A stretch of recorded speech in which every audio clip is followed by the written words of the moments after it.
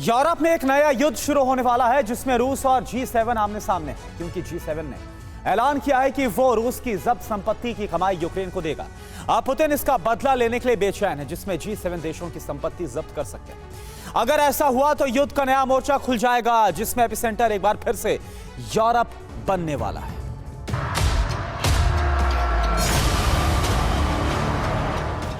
Europe में Ukraine रूस के बारूदी युद्ध के बाद अब आर्थिक युद्ध की शुरुआत हो चुकी है।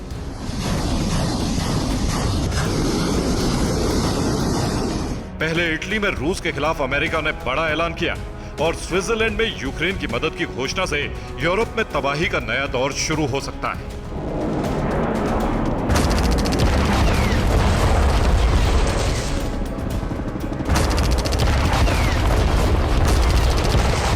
पहले यह समझ लीजिए ऐलान क्या है।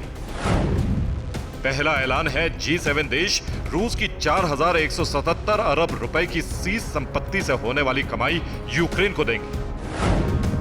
दूसरा ऐलान है अमेरिका यूक्रेन के एनर्जी सेक्टर को ठीक करने के लिए 125 अरब रुपए की मदद करेगा।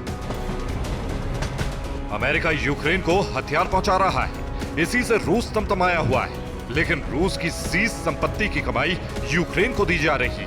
इससे पुतिन का पारा बढ़ गया है, लेकिन ज़ेलेंस्की का जोश हाई है। ज़ेलेंस्की को एक तरफ नाटो देश हथियार दे रहे हैं, अमेरिका लगातार फंड दे रहा है और अब दुश्मन देश रूस की सीज संपत्ति की कमाई का पैसा भी मिलने जा रहा है। इस पर अमेरिका का साफ कहना है इस तरह की मदद लगातार होती रहेगी। अमेरिका अब खुलकर यूक्रेन का साथ दे रहा है। अमेरिका ने सैन्य कमांडर भी यूक्रेनी फौज की मदद के लिए यूक्रेन भेजे हैं।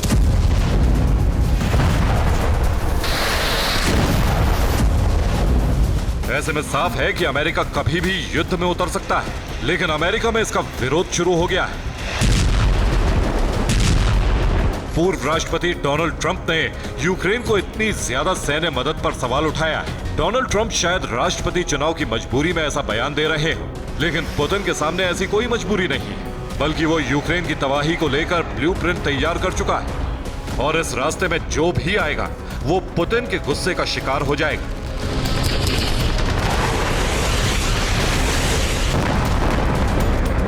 G7 और अमेरिका द्वारा यूक्रेन की मदद पर रूस ऐसा कदम उठा सकता है जिससे G7 देशों की नींद उड़ सकती है। G7 के ऐलान का जवाब देने की तैयारी रूस कर चुका है। यूक्रेन को 4177 अरब रुपए की सीज संपत्ति की कमाई मिलने के बदले में रूस G7 देशों की संपत्ति सीज कर सकता है, जिसकी कीमत करीब 6934 अरब रुपए है, जो यूक्रेन को मिल रही मदद से 2757 अरब रुपए ज्यादा है। अगर रूस ने ऐसा किया तो यह G7 को रूस का करारा जवाब होगा।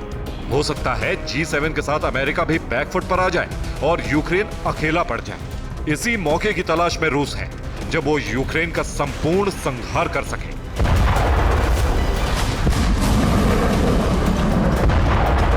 Bureau report, TV9 Bharatvarsh.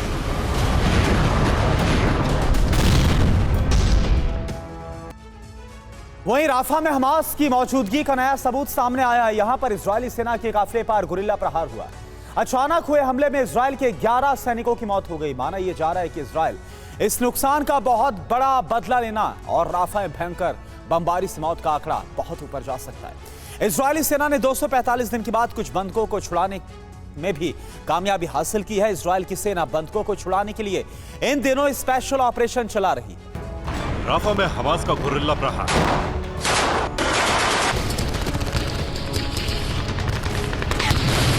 Hamas लड़ाकों के चक्रव्यूह में फंसी इजरायली सेना।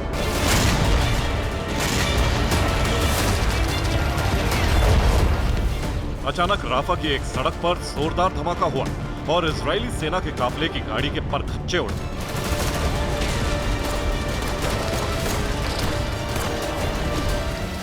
हमास के इस हमले में इजरायल के 11 सैनिकों की मौत हुई।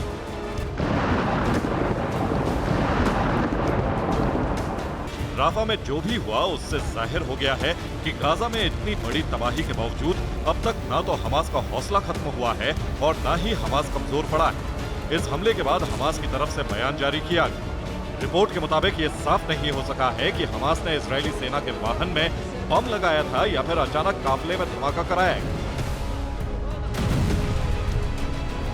इजराइल में इस बुरी खबर के साथ एक अच्छी खबर भी पहुंची, और वो ये कि इजरायली सैनिकों ने एक बंधक को छुड़ाने में कामयाबी हासिल की।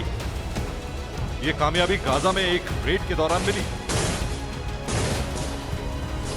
इजरायली सैनिकों ने हमास के एक ठिकाने पर छापेमारी की। इसी दौरान इजरायली सेना एक घर में पहुंची। यहां तलाशी के दौरान 26 साल की एक लड़की को रेस्क्यू किया गया। 245 दिन तक हमास की कैद में रहने वाली ये लड़की बेहद डरी हुई थी। इजराइल की सेना ने 26 साल की नोवा अर्गामानी को उसके घर पहुंचा दिया। ये तस्वीरें 7 अक्टूबर की। नोवा एक पार्टी में शामिल होने गई थी, लेकिन तभी हमास के लड़ाकों का हमला हुआ और उसे बाइक पर बिठाकर गाजा ले जाया गया। इजरायली सेना ने बंधकों को छुड़ाने के लिए ऑपरेशन अर्दोन चलाया था। इस दौरान नोवा के अलावा 3 और बंधकों को मुक्त कराया गया। आईडीएफ की ये रेड नुसीरात शरणार्थी शिविर में हुई। इस वीडियो में जाहिर हो रहा है कि हमास लड़ाके किसी तरह रिहायशी इलाकों में छिपकर अब इजरायली सैनिकों पर रॉकेट दाग रहे हैं। हमास के इन हमलों के बाद इजराइल में कई बैठकें हुई। फिलहाल राफा में इजराइल के बदले का मिशन शुरू हो गया है। राफा में राहत सामग्री आने के लिए हमले रोके गए थे। हमला रोकने के दौरान ही हमास ने सैनिकों पर हमला किया। 11 सैनिकों की मौत से राफा में हमास के ठिकानों पर लगातार प्रहार हो रहे हैं। हमास के हमले से साबित हो गया है कि राफा में बड़ी तादाद में हमास के लड़ाके मौजूद। 11 सैनिकों की मौत के बाद राफा की कई इमारतों पर भारी बमबारी की गई। छुड़ाए गए बंधकों से भी नए सुराग मिलने की उम्मीद। इजरायली विशेषज्ञों की टीम छुड़ाए गए बंधकों से हमास के बारे में जानकारी जुटाने की कोशिश में। खासतौर से उन लोकेशंस का पता लगाना है जहां बंधकों को रखा गया था। इससे और बंधकों को छुड़ाने में मदद मिल सकती है। Bureau report, TV9 Bharatvarsh.